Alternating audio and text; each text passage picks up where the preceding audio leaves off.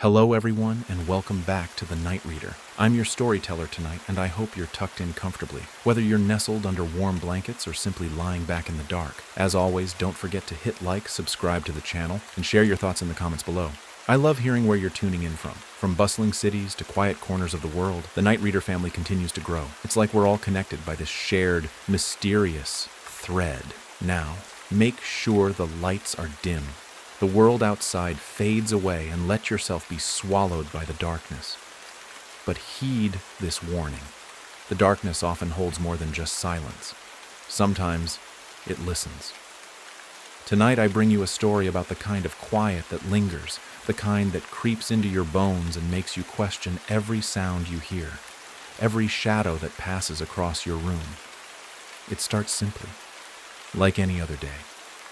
But what follows will leave you questioning whether you're truly alone when the lights go out. This is how it began for me. It was an ordinary evening in early autumn when I decided to take a break from the city. The hum of constant activity, the flood of faces on the street, the persistent ringing of notifications, all of it had begun to grate on me.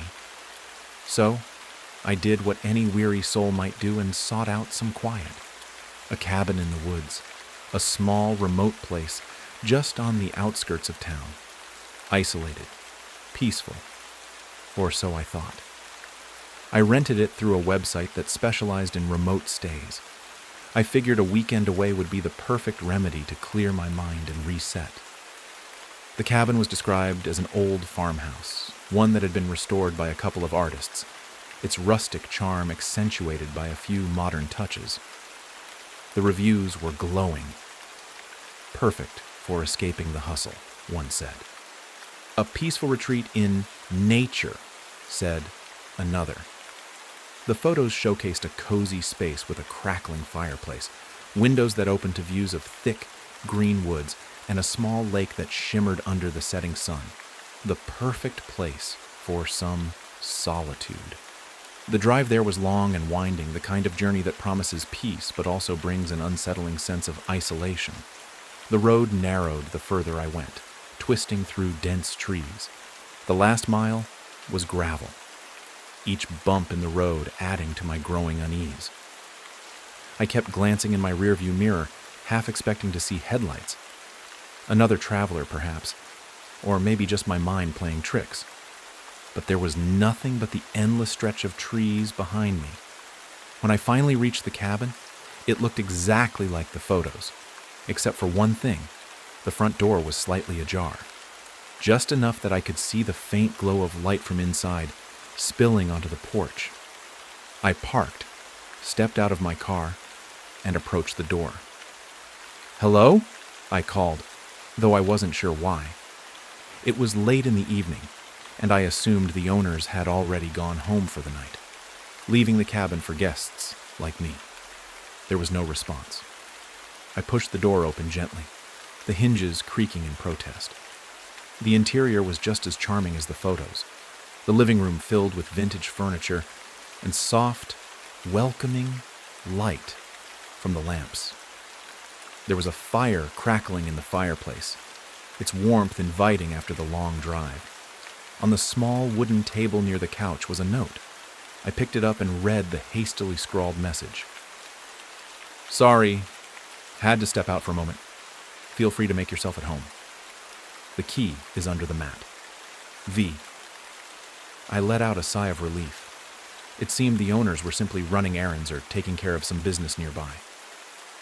No harm done. I put my things down and walked over to the window. The view was breathtaking. The lake shimmered, its surface reflecting the first stars of the evening, the forest surrounding it dark and silent. I could hear nothing but the wind rustling the 3C. For the tree, it was the perfect escape. The night passed without incident. I spent the evening curled up on the couch with a book, the crackling fire my only companion. But as I closed the book and prepared to sleep, something caught my attention. A sound, soft but distinct from outside. A tapping, like fingers drumming against wood. I tried to shake off the unease that crept over me. It had to be the wind. maybe a branch brushing against the window. But the sound came again, louder this time. Tap, tap, tap. I stood and walked to the window. The tapping stopped the moment I moved, and the world outside seemed as still as death. I laughed at myself, chalking it up to nerves. I'd been driving for hours, and the isolation of the cabin was starting to get to me. I turned off the lights, crawled into bed, and pulled the covers over my head, hoping for sleep to wash away the strange feeling that had taken root. But sleep didn't come easily. I tossed and turned, the sounds of the forest around me no longer comforting, but oppressive. The wind had picked up, howling through the trees like a distant scream, and every creak of the house made my heart race. At one point, I swear I heard footsteps. Slow, deliberate, just outside my door. My mind began to spiral. It had to be an animal, maybe a raccoon or a deer wandering too close to the house. But the more I thought about it, the less convincing that explanation seemed. The footsteps weren't hurried. They weren't those of a creature in search of food. No, these steps were slow, methodical, as though someone was walking just out of sight. I lay there, staring at the ceiling, waiting for the sound to stop. And then it did. But in that silence, something else followed. A whisper, faint but unmistakable. It came from the far corner of the room, the spot where the shadows seemed to gather. I held my breath, straining to hear it again. But the whisper didn't come a second time. I grabbed my phone and glanced at the time. Nearly 3 a.m. The silence was unbearable, but I couldn't shake the feeling that I wasn't alone. It was as if the very walls of the cabin were breathing, the floorboards groaning under a weight that shouldn't be there. I decided to get up. I needed to check the locks, make sure everything was secure. Maybe the odd feeling would fade if I could just see everything was as it should be. But when I opened the door to the hallway, I froze. The front door was wide open. I felt my stomach drop. I was sure I'd locked it when I came in. I walked slowly toward the door, my feet heavy, as though the hay didn't want to take me any closer to the darkness outside. The air had grown colder, the wind now gusting through the open door, carrying with it a smell I couldn't place. Something rotten, something old. I stepped outside, but there was no sign of anyone. The porch was empty, no footprints, nothing. But then I saw it, a single footprint. It was small, barely visible in the gravel, but unmistakable. A child's footprint. I backed away from the door, heart racing. The footsteps I'd heard earlier, the whispers in the dark. It all made sense now. But the thought that someone, or something, had been in the house with me all this time was more terrifying than anything I could have imagined.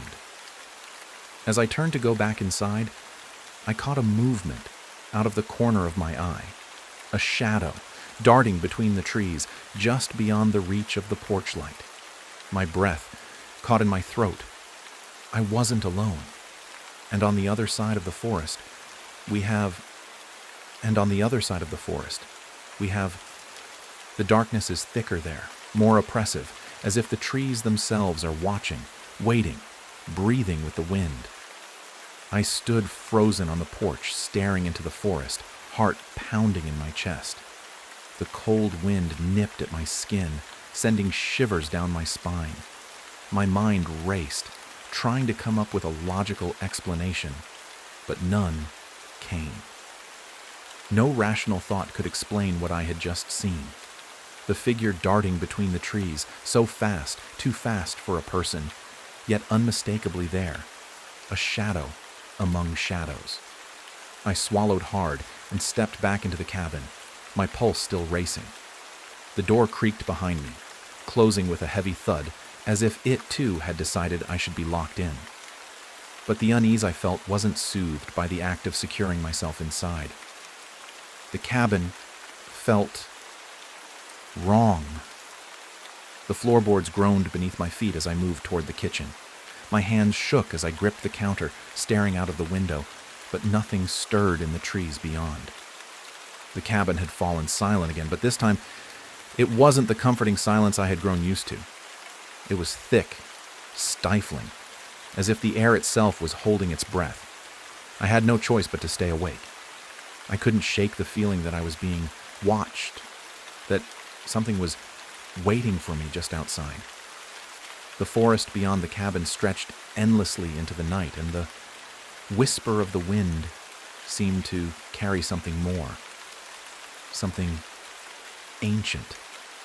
The trees themselves felt alive, as though they had been watching this land long before I arrived. I tried to distract myself, pulling out my phone to check for messages, to reassure myself that everything was fine.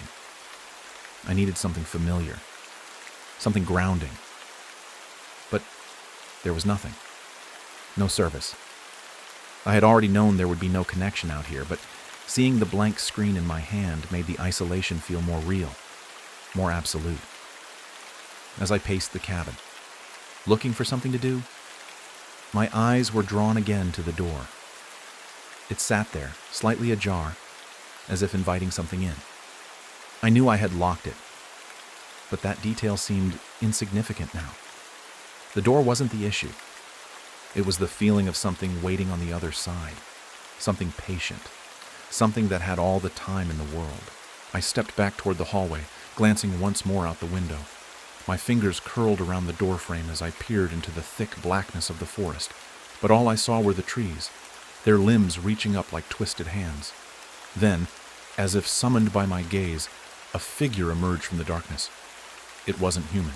The shape was long, almost serpentine, with limbs that stretched unnaturally long. The air around it seemed to shimmer, a ripple of distortion in the night, as if the very fabric of reality bent under its presence. For a brief moment, I thought I had imagined it, that my mind had conjured up a trick of the light. But the figure stepped forward again, closer this time, its form becoming clearer. It was tall, impossibly tall, and its body twisted at odd angles, like something that was trying to crawl out of a nightmare. Its face, or what I could make of it, was hollow, just a smooth surface, like a mask with no features, no eyes, no mouth. My breath caught in my throat. Before I could react, the figure darted backward, disappearing into the trees as quickly as it had appeared. I stood motionless, my mind struggling to process what I had just seen. My heart hammered in my chest, my hands shaking uncontrollably. No, this was a dream. It had to be.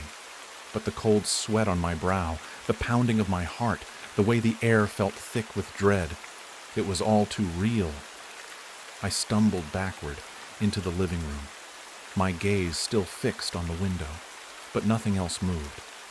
The trees stood still, their branches swaying gently in the wind, but there was no sign of the creature. Had it even been real? Or had my mind simply fractured under the weight of the silence, the isolation? I couldn't say.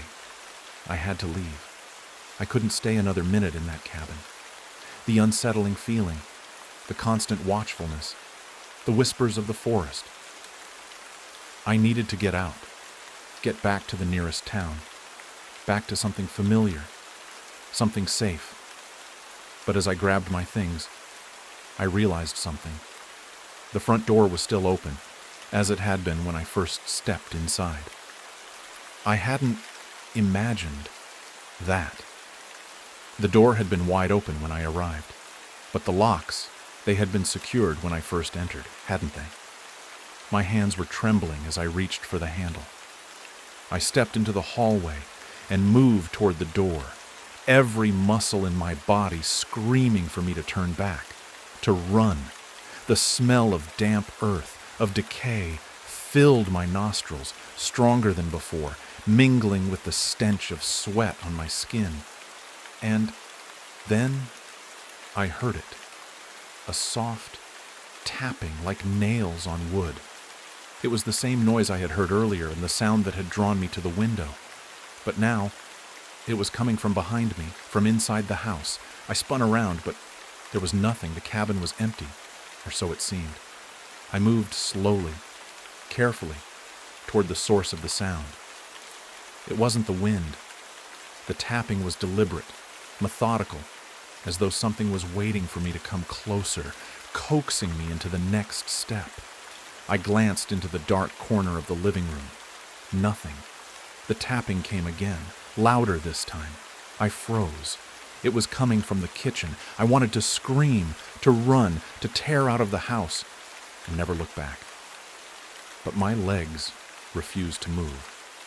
My body locked in place, as if some invisible force was holding me there. I forced myself to take a step, then another, until I stood at the threshold of the kitchen. My breath caught in my throat. The tapping had stopped, but there, lying on the kitchen counter, was a small, weathered book. I didn't know how I hadn't noticed it before. It wasn't there when I had arrived. The counter was bare, just a few scattered utensils, the dim glow of the kitchen light reflecting off the old stone. I approached the book cautiously, my fingers trembling as I reached for it. The cover was cracked and faded, the binding worn thin with age. As I flipped it open, the pages were filled with handwritten text in a language I couldn't recognize, symbols that twisted and writhed on the page, as if they were alive. Then I saw it, a small drawing in the margin of one page. A symbol that matched the one I had seen on the tree, carved into the bark earlier in the day. A symbol that I knew I had never seen before. I couldn't breathe. And as my eyes fell upon that symbol, the house seemed to change. The walls seemed to close in around me, and I heard it.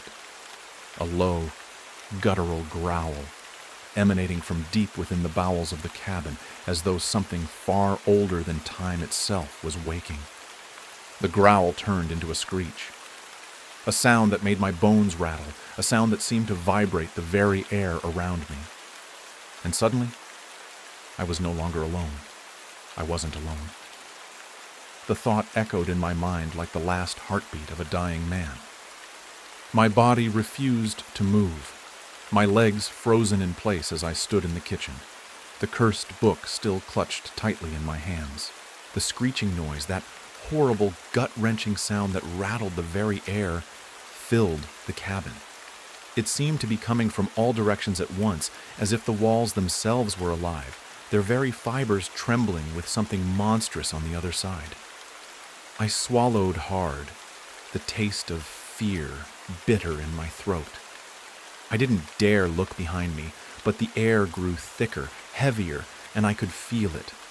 The presence, pressing in from all sides. It wasn't a person. It wasn't even a thing I could define with words.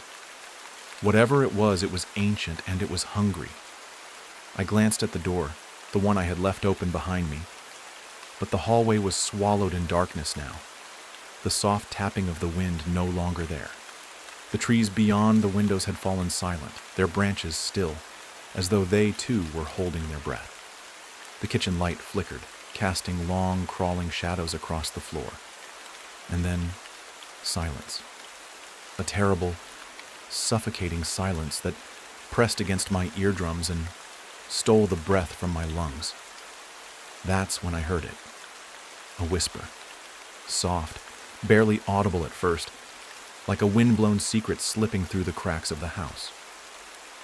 I couldn't understand the words. They weren't in any language I knew, but the tone was unmistakable. It was beckoning me, coaxing me, wrapping itself around my mind, urging me closer to the thing in the darkness. I tried to push the book away, but my fingers wouldn't let go. It was like the book was pulling me toward it, toward the symbols on the page, toward the maddening words written in a language I couldn't comprehend. Every time I tried to turn away, the whispers grew louder, clearer, and the air grew colder. I could see my breath now, misting in front of my face. And still, the whispers called, "Come closer." My eyes scanned the room, desperately looking for an escape, but the room seemed to stretch out in all directions, the walls closing in on me with each passing second. The shadows grew longer, their twisted shapes crawling across the floor like living things, inching ever closer to where I stood.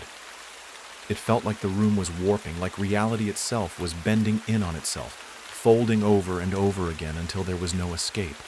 I couldn't breathe. I couldn't think. The whisper came again, clearer this time, as though the voice was right behind me. You've already seen it. You've already felt it. It's too late. I spun around, but the kitchen was empty.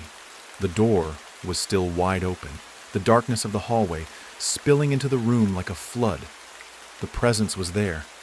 I could feel it, but it wasn't visible. It was just waiting. I backed away slowly, my heart hammering in my chest. The shadows were no longer just shadows. They had taken form. Dark, slithering shapes that stretched and twisted across the floor, crawling up the walls. They looked like tendrils, fingers, reaching for me for the book. It was as if the house itself was alive, its heartbeat pulsing through the wood, the walls, the floors. Leave, the whisper urged, the voice now dripping with malice. Leave and never return. I had to get out. I turned toward the door, but before I could move, the kitchen light flickered again, and the shadows stretched faster, more aggressively. They surged toward me like a wave crashing in on itself, their forms growing, becoming more defined. They were no longer just black shapes. They had faces now. Faces twisted in agony, eyes wide with a terrible hunger. I screamed, but the sound was lost in the oppressive silence that filled the room. The shadows writhed around me, pulling at my legs, my arms. The book. They wanted it. They wanted me. I stumbled backward, tripping over the threshold into the hallway. But when I tried to make my way to the front door, I froze. The door was gone. The cabin had changed. The layout had shifted, the walls and floors rearranging themselves into something I didn't recognize. The hallway that had once been straight now curved in impossible directions. The floor beneath my feet was slick with moisture, and the air was thick as if it had become a part of the darkness that surrounded me. There was no way out. The walls whispered now, the same voices that had been calling me from the forest. They were everywhere. The wood groaned and creaked as if the house was breathing, alive and hungry. I felt a hand on my shoulder. It was ice cold. I whipped around, but no one was there. My breath came in ragged gasps, and I was about to scream to call for help when the whisper returned. This time, it was no longer a voice in the dark. It was inside my head, in my very thoughts. The words were everywhere, swimming in my mind, wrapping themselves around me like chains. You're not alone. You never were. My stomach turned. The book in my hand burned against my palm, its pages flipping wildly, as if something unseen was forcing them to turn. The pages stopped suddenly, and I was staring at a drawing, an old faded sketch. At first, I didn't understand what it was, but as my eyes focused, I saw it. A figure. It was me. But the thing in the drawing, it wasn't human. It was me, or a twisted, monstrous version of me. The eyes in the drawing were black, hollow voids, and the mouth was stretched into a cruel grin. Its limbs were long and gangly, bent at unnatural angles, like they were being pulled by some unseen force. I slammed the book shut, my heart racing, my mind screaming for me to wake up. This couldn't be real. This couldn't be happening. But when I opened my eyes, the figure was there. It was standing right in front of me, its long, twisted fingers brushing against my skin. Its smile stretched wider, impossibly wide, its mouth cracking open in a way that no human mouth should be able to. I gasped for air, but the room felt suffocating. The figure took a step toward me, its limbs jerking unnaturally with each movement. Its face, it was mine, but it wasn't. It was the thing that had been waiting for me, the thing that had been watching, waiting for me to uncover the truth, to let it out. "Do you see it?" the figure whispered, its voice a dark echo of my own. "Do you see what you've unleashed?" I wanted to run, to scream, to tear through the house and break free, but my body wouldn't obey. I was trapped. The walls were closing in, the floor sinking beneath me, the very air thick with the smell of decay. The figure smiled again, its grin impossibly wide, and it spoke one last time. "Now, you are one of us." The air was thick with dread. Every inch of the cabin felt alive, suffocating, as though it were conspiring against me. My legs, once frozen, finally gave way, and I collapsed to the floor. My chest heaved and my pulse raced, each beat of my heart a hammer in my skull. The thing in front of me, this twisted mockery of myself, had a smile that stretched too wide, its lips curling at unnatural angles. It stood, no longer an image from a drawing, but a living nightmare. Its eyes, empty, black and cold, stared into me with an intensity that felt like it was boring into the deepest parts of my soul. I couldn't move. I couldn't breathe. I was trapped in that cabin, in that moment, with no escape. The room around me seemed to shift, becoming darker, the shadows thickening until they took form. They were no longer just shapes, but tangible beings. At first I couldn't make out their details, but soon I saw them clearly. Hunched figures, tall and unnaturally thin, their long limbs bending at grotesque angles. They watched me with empty eyes, just like the twisted figure in front of me, silent and still. One of them took a step forward, its thin fingers reaching out toward me, its breath audible in the stillness of the room. The air grew colder, and I felt my skin break out in goosebumps, the hairs on the back of my neck standing on end. My body screamed for me to run, but I couldn't. My legs were like lead, my chest tight with fear. The creature's fingers grazed my arm, sending a jolt of icy cold through my veins. I wanted to scream, but my voice was trapped, lodged in my throat, as if the very act of screaming would invite something far worse than the horror I was already facing. The air around me seemed to pulsate with an unseen energy, thick and heavy, as though the house itself was alive, feeding on my terror. And then, a voice. It wasn't the twisted figure in front of me. This voice came from behind me, from deep within the walls themselves. A low, guttural whisper that sounded like the growl of some ancient beast, speaking in a language I didn't understand. But as the words slithered into my ears, I realized they weren't foreign at all. They were familiar, like a forgotten memory, trying to claw its way back to the surface. "You've come home." The words vibrated through my very bones. I didn't know how I knew it, but I did. These creatures weren't just haunting the house. They belonged here. They were tied to this place, as old as the house itself, and they had been waiting for me. I couldn't make sense of it. What did they want with me? Why was I the one they were after? The figure in front of me, my twisted reflection, moved then, its movements jerky and unnatural. It bent low, its face inches from mine, its breath rancid and heavy, filling my nostrils with the scent of rot.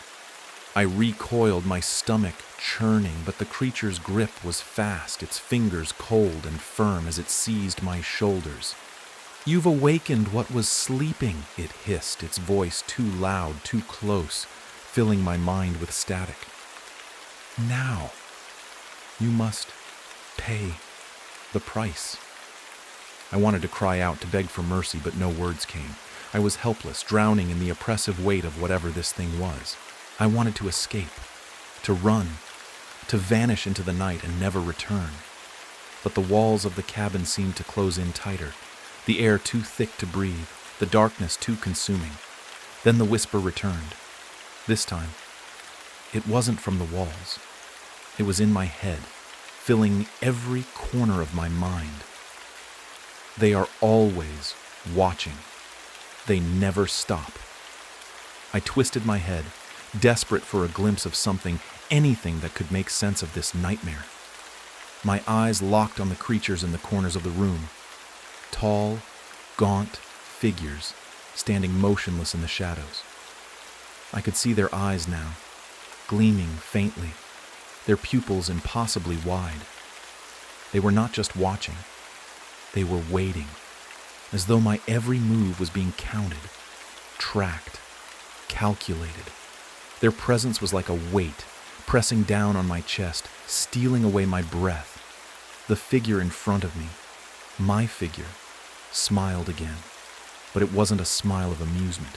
It was cold, cruel, a promise of something terrible to come. "You think you've been chosen," it said, its voice a low murmur, dripping with malevolent delight. "But there is no escape from what you've started." I struggled against its grip, but my body felt paralyzed, like I was caught in the midst of a terrible dream.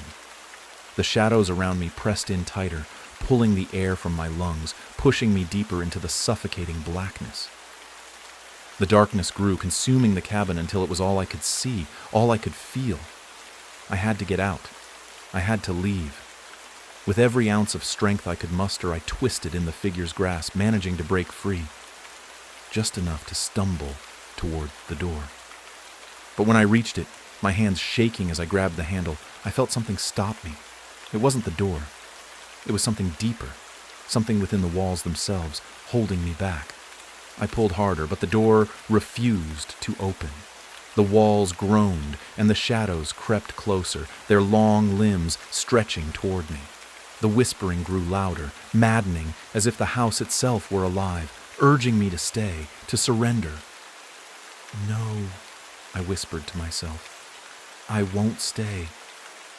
With a final, desperate pull, the door flew open, and I tumbled into the night. But the world outside was no better. The fog had thickened, swallowing the landscape in a haze of gray. The trees were still, too still, their branches reaching out like skeletal hands, grabbing for me.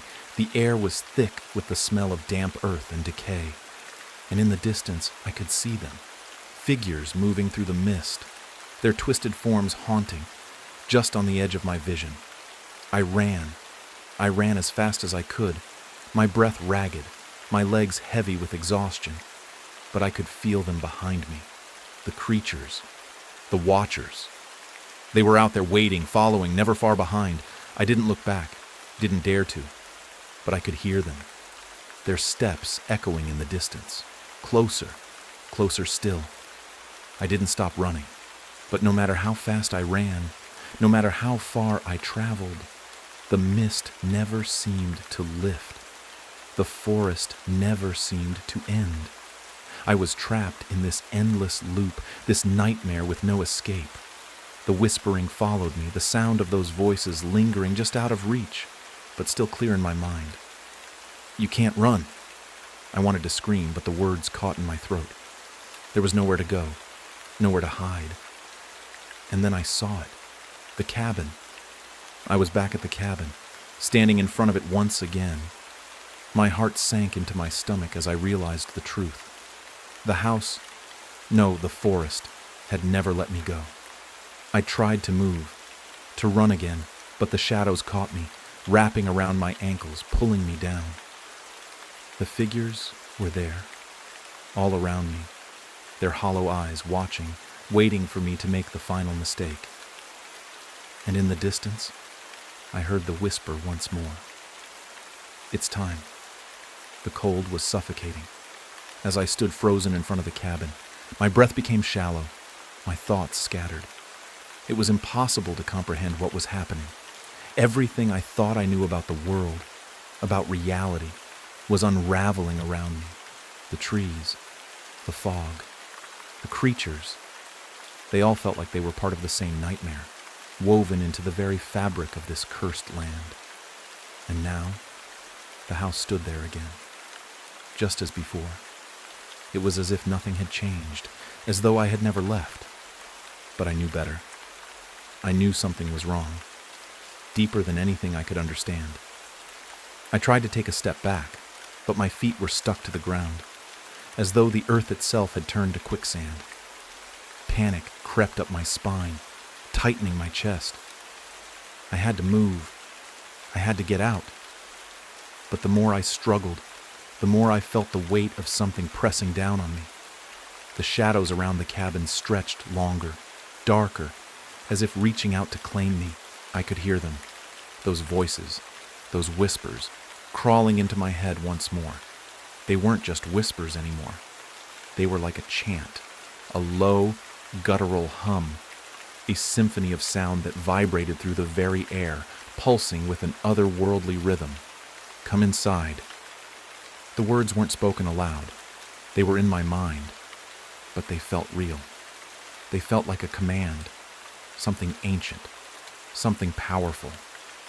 The door to the cabin swung open on its own, creaking with a slow, deliberate motion as if beckoning me to enter. The darkness inside was absolute, like a hole that swallowed everything. But there was something else in there, something I couldn't see but could feel. The same thick, oppressive air that clung to the walls, the same feeling of being watched, of being hunted. I wanted to run, but I was rooted to the spot. The whispering in my mind grew louder, more insistent. Come inside, or they will find you. The words echoed in my ears, reverberating through my skull. And for the briefest moment, I considered it. Maybe it was better to go inside, to face whatever was in that cabin rather than whatever lurked outside in the forest. Maybe it was safer to walk into the darkness than to be consumed by the unknown. But something within me rebelled against the idea. Something told me that walking into that cabin would be the end. I would never leave again. I forced myself to look away from the door, to take a step back, only to find myself looking into the eyes of the creatures. They were there, standing just beyond the tree line, their pale faces illuminated by the faint moonlight. There were more of them now, too many to count, their forms twisted and distorted in the haze of the fog. They were watching me, waiting for me to make my move. I couldn't let them catch me. I couldn't let them take me back into that house. But I couldn't run. My body wouldn't obey me. I glanced over my shoulder, half expecting to see the door to the cabin close to trap me inside. But it was still wide open, still beckoning me. The creatures outside were growing bolder now, their feet making soft, rustling noises on the forest floor. They were getting closer, moving with a predatory grace, their limbs stretching unnaturally long as they neared. It was then that I realized the truth. The forest, the fog, the creatures, they weren't separate entities. They were all part of the same thing. The house wasn't just a building. It was the heart of whatever curse had taken hold of this land, and the creatures, the shadows, the whispers. They were the manifestation of something far older, something that had been waiting for me to arrive. I had been drawn here, lured into this trap. Suddenly, a sharp pain shot through my head, as though something had pierced my skull, and I collapsed to my knees. The voices in my mind grew louder, unbearable, as if they were trying to break through the walls of my sanity. Why did you come? The voice was different now, more guttural, more distorted, as though it was coming from within the very ground beneath me. The earth trembled, and the creatures outside began to move faster, their elongated limbs stretching impossibly far as they advanced toward me.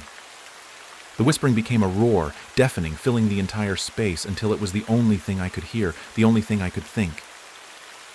Come inside, the voice repeated, more forceful this time. Come inside, or they will take you. I stumbled to my feet, my body trembling, as the ground beneath me seemed to shift and warp. The air grew thick with a sickening, rotting smell, like the scent of decay, like something long dead was rising from the earth. The creatures were so close now.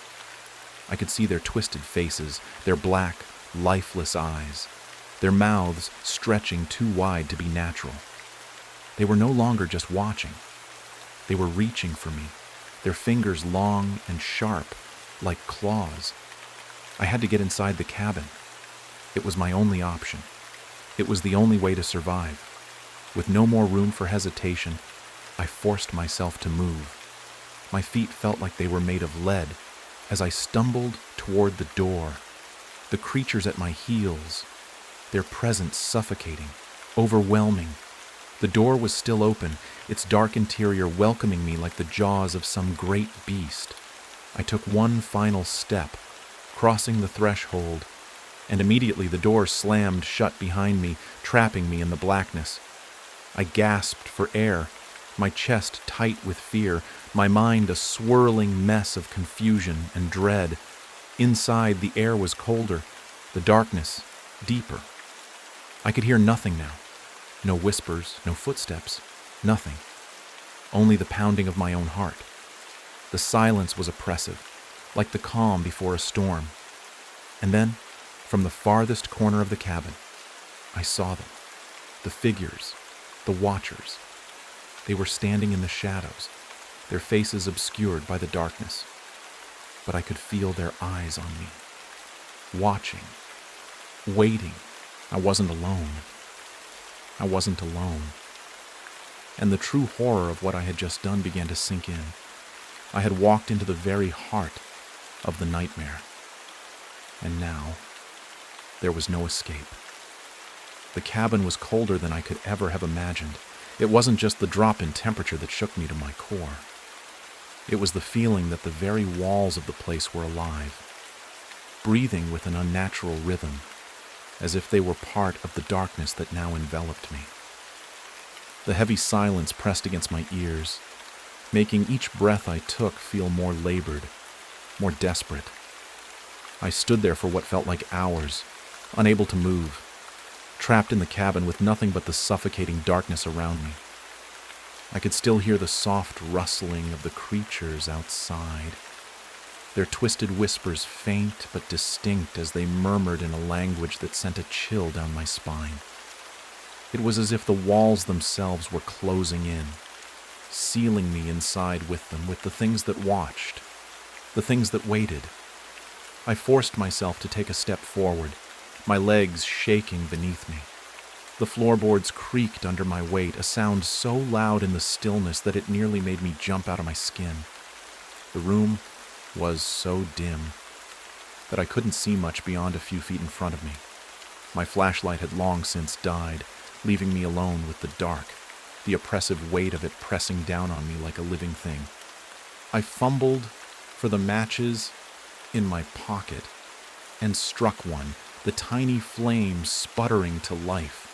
It illuminated the room in a shaky yellow light, casting eerie, distorted shadows that seemed to stretch across the walls.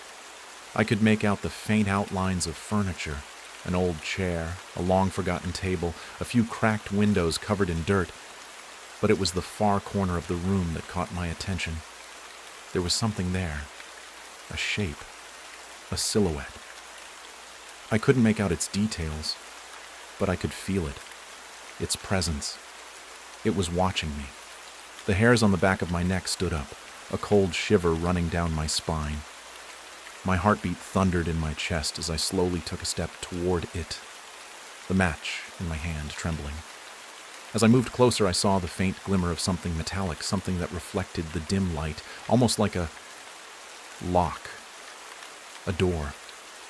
It was there, hidden in the far corner, covered in dust and cobwebs, almost as if it had been forgotten, as if it had been waiting for me. The door stood out of place in the otherwise decrepit cabin, too new, too clean compared to everything else in the room. I didn't want to approach it, but something, some force I couldn't comprehend, pushed me toward it.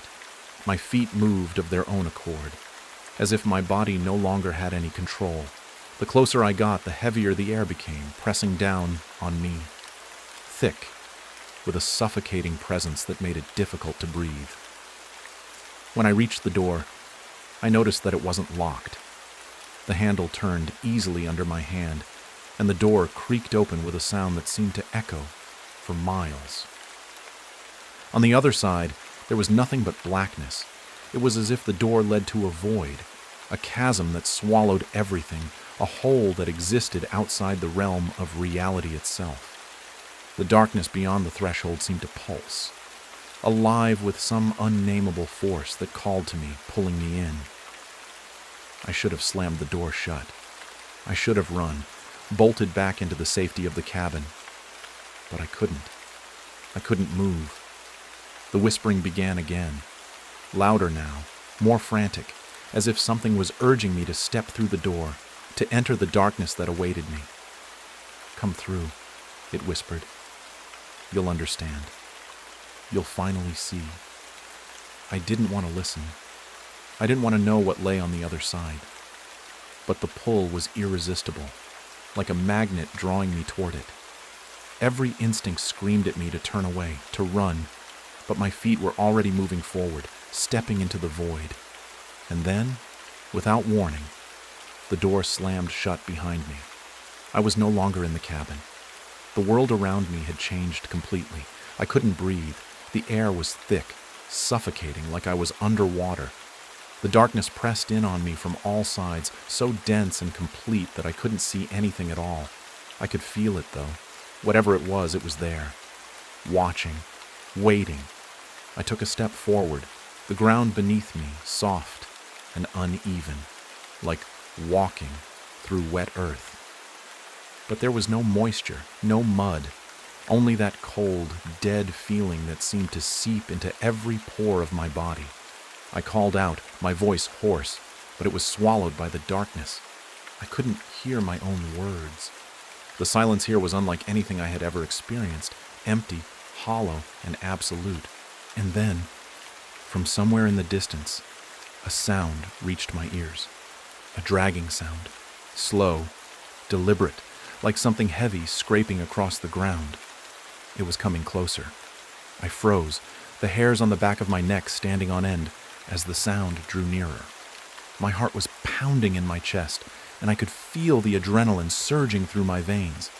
I turned in every direction, but all I could see was endless blackness. I couldn't even see my own hand in front of my face.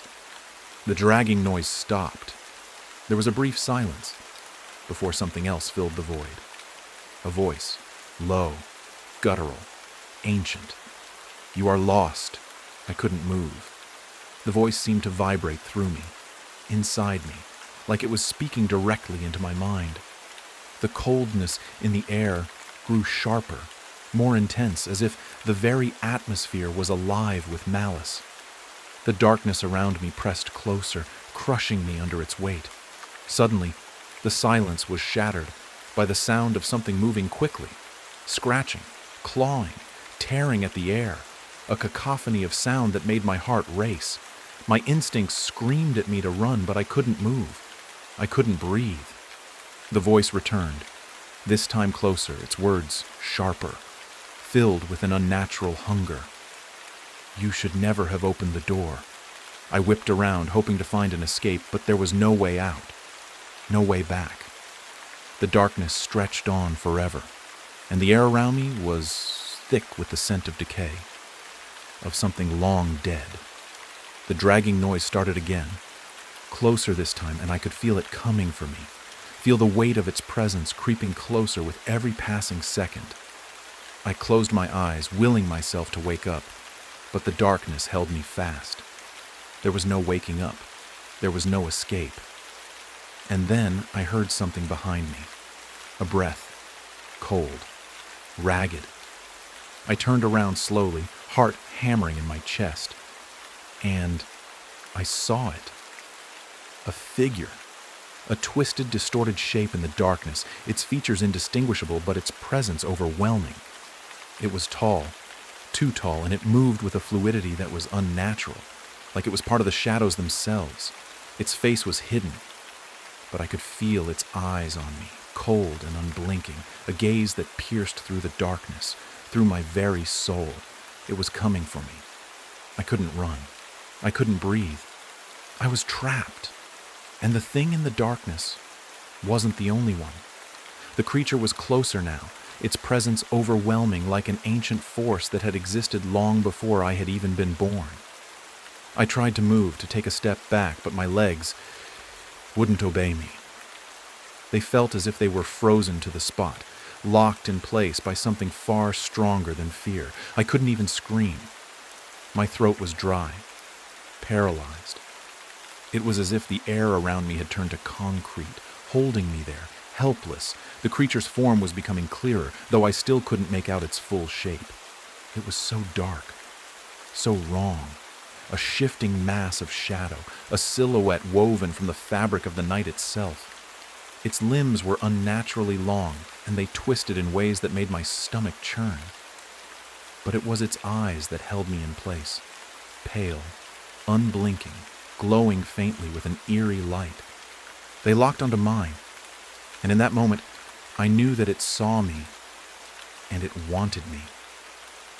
I opened my mouth to speak, to beg for mercy, but the words didn't come. Instead, the thing just stood there, unmoving, staring at me with those eyes, cold, hungry, and ancient. There was something about its gaze that made me feel small, like I was a mere speck in the vast eternal darkness. The dragging sound continued, but it was no longer a single noise. It was joined by others, faint at first, then growing louder, more insistent. I looked around, desperately searching for any sign of escape, but the darkness around me had deepened, grown thicker. The shadows themselves seemed to twist and writhe, as if they were alive, as if they were part of the thing standing before me. And then I realized something horrifying. The creature wasn't alone. From the edges of my vision, shapes began to appear. Figures, too faint to see clearly, but there. I could feel them, could hear them, as if they were slowly circling around me, drawing closer with every passing second. There were too many of them.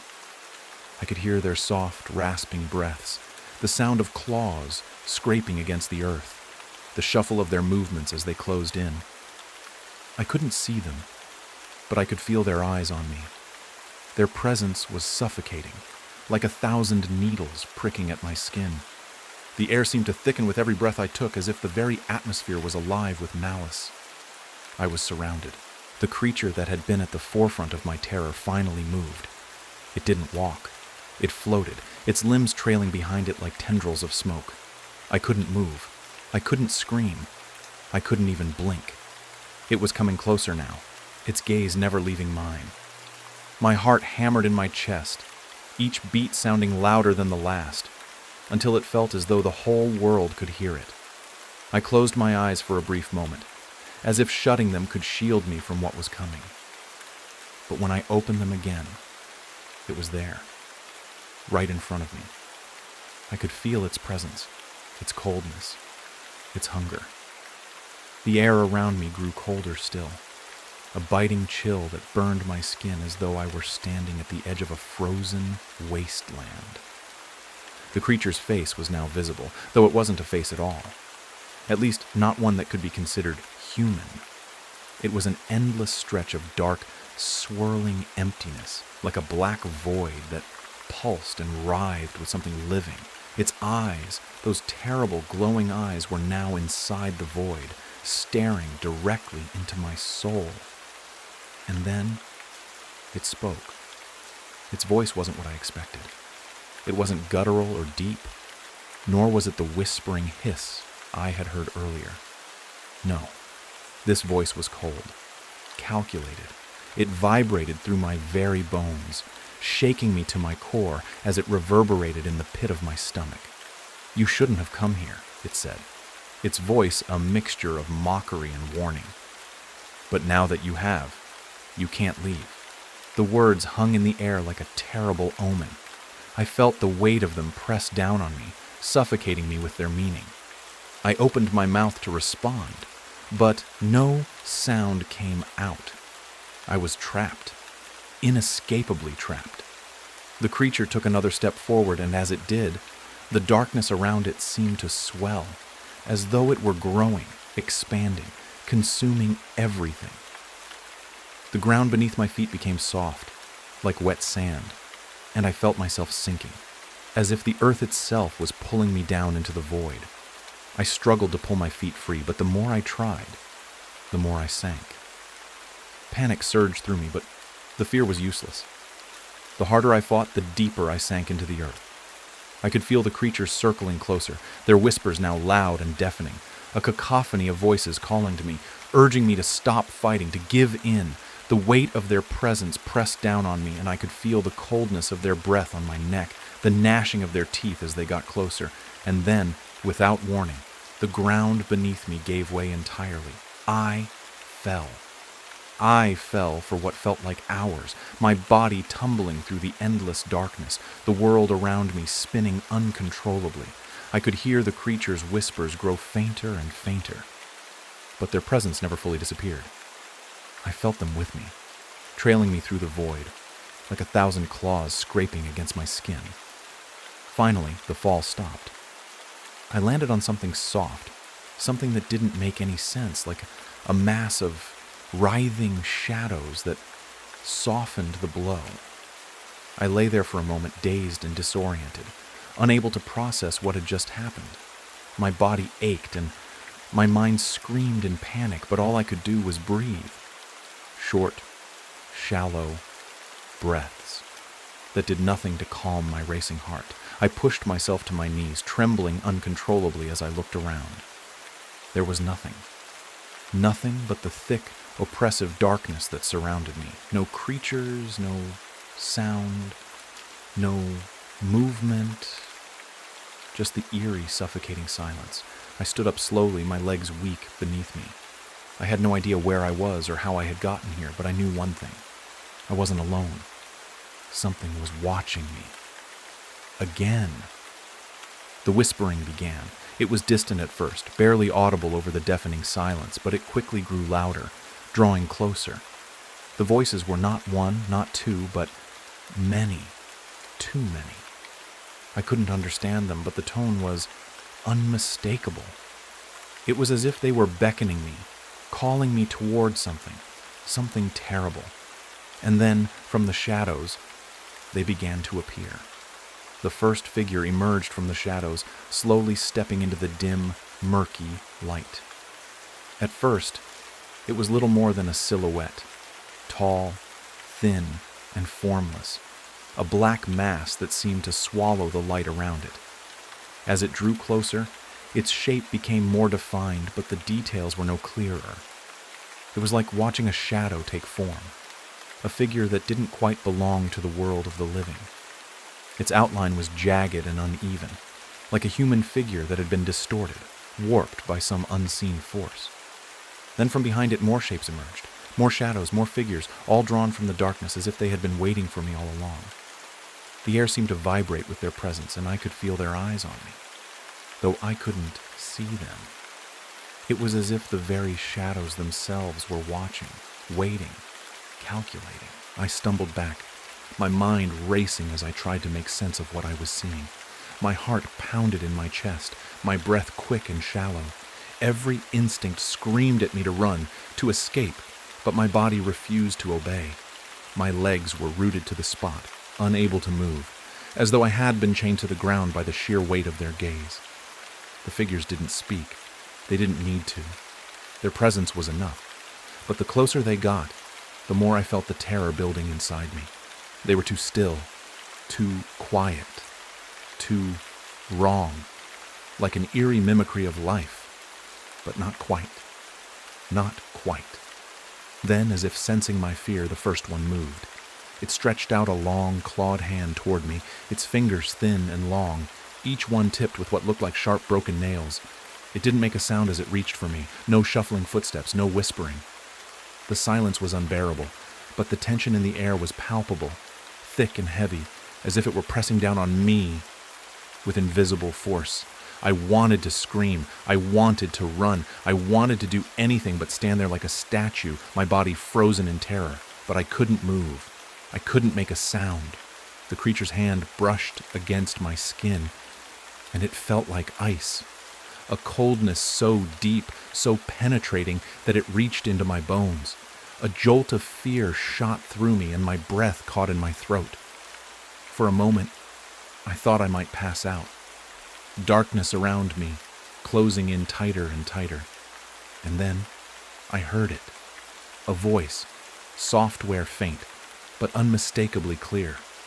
"Welcome home," the words echoed through my mind, reverberating in the hollow space of my skull. The voice was not human, not in any way I understood. It was ancient, otherworldly, as though it had been spoken by the very darkness itself. The voice didn't belong to any of the figures that stood before me, but I could feel it, deep inside me. It was a whisper in my mind, in my soul. I tried to speak, but nothing came out. No words, no sound. My mouth moved, but the air around me swallowed my voice before it could escape. I opened my mouth again, desperately trying to break free of the terror that gripped me, but the silence was unyielding.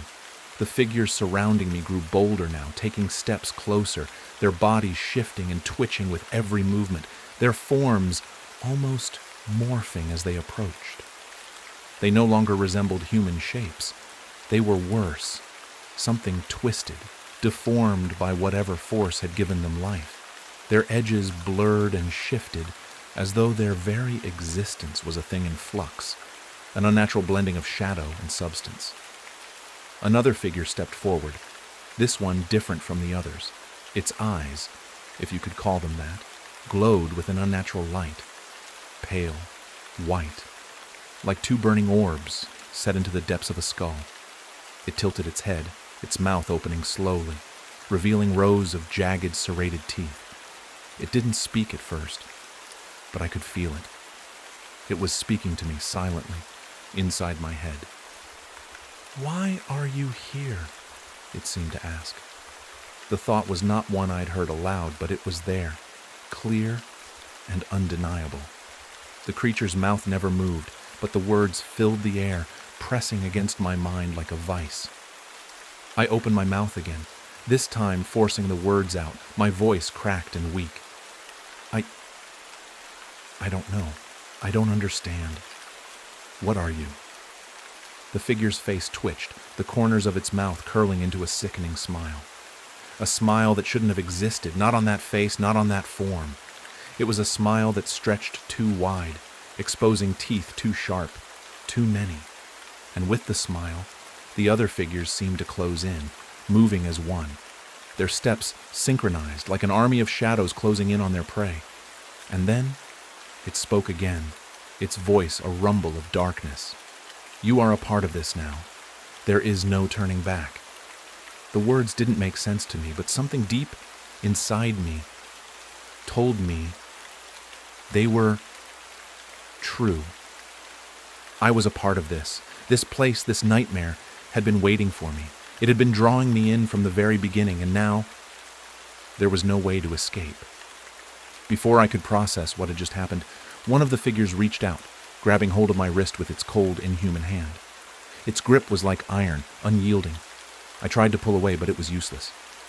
The creature's hand tightened, sending a shock of coldness through my veins.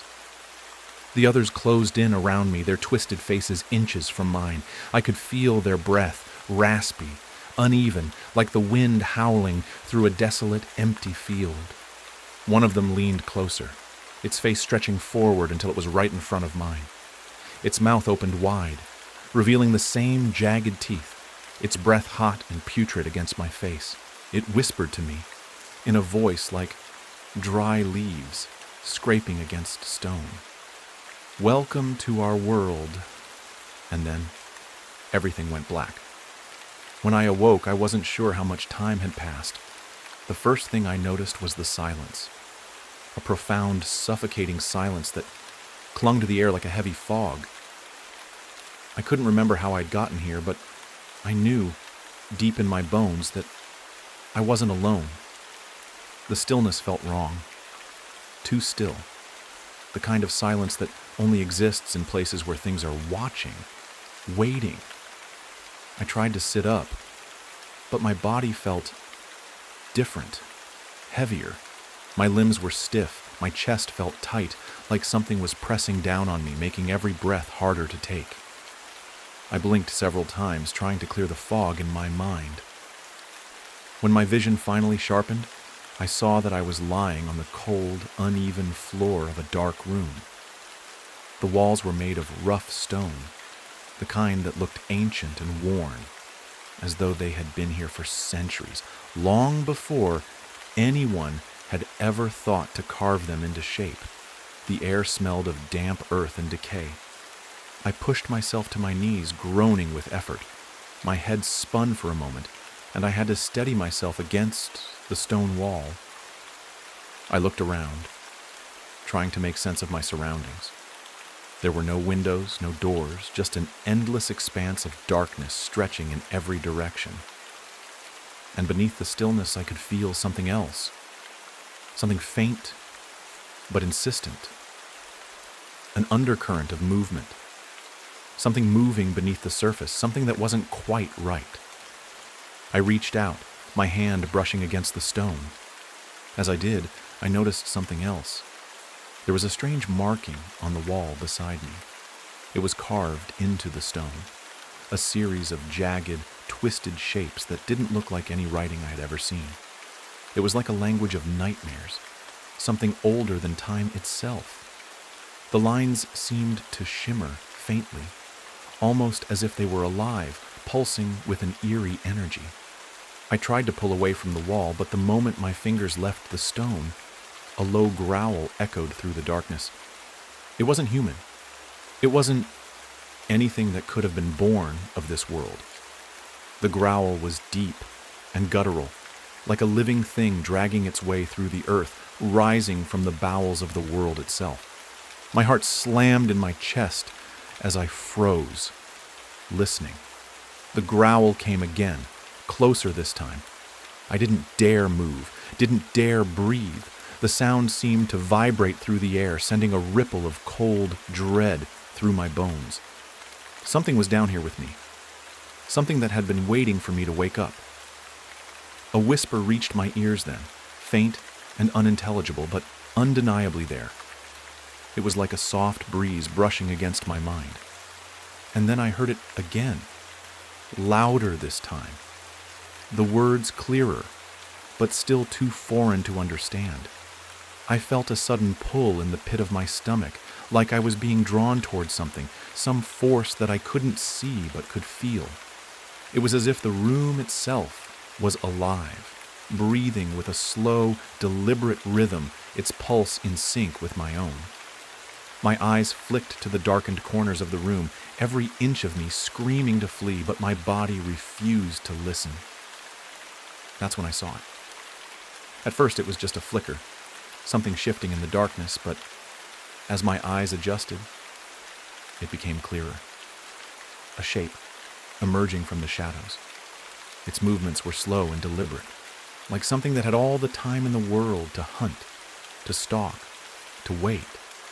It was tall, taller than any human could possibly be, and its body seemed to twist and contort, as though its very form was a mockery of the human shape. Its skin was black, smooth, and gleamed with a sickly sheen, stretching over bone and muscle in unnatural ways. Its eyes glowed with a pale, sickly light, like two lanterns in the dark.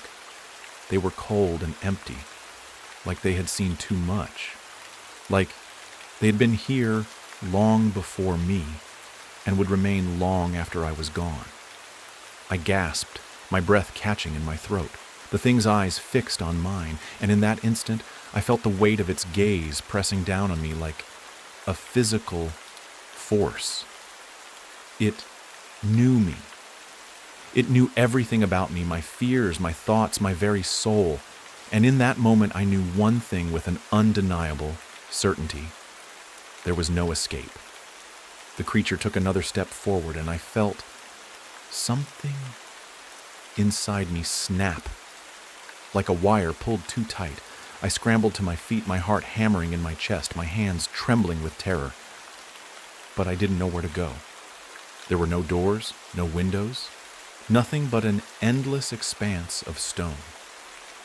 The creature was coming closer now, its long, clawed fingers reaching out toward me, its face stretching into something that could only be described as a grin. Its mouth opened, and I could hear it. The voice. That voice again. The one from before. It wasn't just in my head anymore. It was real, speaking aloud, its words slithering through the air like venom. You belong to us now. The words were clear, sharp, cutting through my fear like a knife. I backed away, my feet stumbling over the uneven floor, my mind racing as I tried to find any way out, but the creature was too close now. Its breath was foul, a rancid stench that filled the air, and its eyes bored into mine, unblinking, unfeeling. You can never leave. Its voice was deep, like the rumble of thunder, and it seemed to echo through the very walls of the room. I could feel it inside my chest, vibrating against my ribs. The ground beneath me trembled as though the world itself were shifting, and I knew in that moment that I wasn't in a room anymore. I was in something else, something far older, far more dangerous. The walls closed in around me, the stone shifting as if it had a mind of its own. I reached out to try and stop it, to try and make sense of the madness that was unfolding, but the walls were relentless, squeezing in tighter and tighter. The creature was still there, watching, waiting, its grin widening, revealing rows of jagged teeth that seemed to go on forever. I screamed. I tried to scream, but no sound came out. The darkness swallowed me whole. And then, there was nothing. When I opened my eyes again, I wasn't sure where I was. The air was thick with the scent of damp earth, but it didn't smell quite like the stone room from before. This place felt colder, emptier. I sat up with a jolt, my head spinning as I tried to make sense of what had happened. The last thing I remembered was the creature's twisted grin, its hollow eyes that had swallowed everything around me. I remembered the walls closing in, the crushing weight of despair, and then nothing. I blinked several times, my breath coming in shallow gasps as my surroundings started to take shape. The ground beneath me was soft, uneven, like dirt and moss that had grown wild and untamed. But it wasn't outside. It was indoors, an underground space that felt like it had been carved from the very earth itself. There were no windows, no light, but the walls were lined with strange, luminous veins that pulsed with a sickly dim light. It was like the place was alive, breathing with a slow, deliberate rhythm. I tried to stand, but my legs were weak. I had to use the stone walls to steady myself as I rose, my pulse racing with a deep, primal fear. The silence here was unbearable. It stretched on, thick and suffocating, and my mind began to reel, to spiral into confusion. I couldn't remember how I'd gotten here, or why. My head throbbed as the pieces of the puzzle refused to fall into place. And then I heard it. A distant sound, a low, mournful cry that echoed through the darkness. It wasn't human. It wasn't even animal. It was the sound of something trapped, something desperate. My heart skipped a beat, and I froze. The noise wasn't just a random echo. It was deliberate, as if it were meant to draw me toward it. I took a slow, cautious step forward, then another. My footsteps seemed unnaturally loud in the stillness, each echo reverberating in the hollow space. The air around me seemed to grow colder with every passing second, and the darkness felt like it was pressing in on me. I couldn't see where I was going, but the faint glow from the walls was enough to keep me moving. The cry came again, louder this time, and it sent a chill down my spine. It sounded like it was coming from somewhere below, from deep beneath the ground, as if the earth itself were mourning. I didn't want to follow the sound. My instincts screamed at me to turn back, to run, to escape this place, but something deep inside me, some sick curiosity, or perhaps the lure of fate, kept me moving forward. I followed the winding path, my feet sliding through the mossy floor until I came to a massive archway, a doorway carved into the stone. It was too large, too grand to be natural. As I neared it, the air around me grew colder still, and the sound of the distant cry grew louder, more desperate, as though whatever was making it was calling out to me. Without thinking, I stepped through the arch, my breath catching in my throat, as I took in what lay beyond. What I saw was beyond anything I could have ever imagined. A vast chamber stretched out before me, far larger than any room I had ever seen. The walls were covered in the same eerie veins of light, but here they seemed to pulse with an unnatural energy, casting long, twisted shadows that crawled along the stone like sentient beings. In the center of the room was a large, circular pit. Its edges were jagged, sharp, like the teeth of some monstrous beast, and from the depths of that pit the cry rose again, louder, clearer, filled with agony and hunger. I stood frozen, my eyes fixed on the hole, the darkness that swirled within. It was as though the pit itself was calling to me, pulling me toward it. My heart hammered in my chest as my mind tried to rationalize what I was seeing. But there was no explanation. No logic could explain the sight before me. And then, just as I thought I might lose myself in the depths of the darkness, something moved. Something emerged from the pit. It wasn't human. It wasn't even alive in the way I understood life. It was a form, a shape. No, a shadow that seemed to crawl out of the very earth itself. It was blacker than the darkness, and it moved like liquid, slithering along the ground, its surface rippling as though it were made of smoke or tar. And from it, a voice began to whisper, a low, guttural sound that rattled my bones. "You should not have come."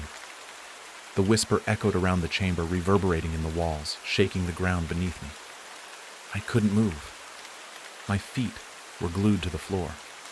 My mind caught between the need to run and the overwhelming pull of this thing in front of me. It was like a dream, a nightmare, an illusion I couldn't escape. The shadow slid toward me, its form growing larger, more distinct as it took shape. The more it came into focus, the more I realized that it wasn't just a shadow. It had substance. It had weight. Its form was humanoid but twisted, elongated. It towered over me, its eyes two glowing orbs of molten gold that burned with a malevolent light. Its hands were enormous, each one ending in jagged, claw-like fingers that scraped against the stone with a sound like nails on a chalkboard. I wanted to scream, but the words caught in my throat. My heart thudded in my chest, my blood rushing in my ears. The creature moved closer, and the air seemed to grow colder still.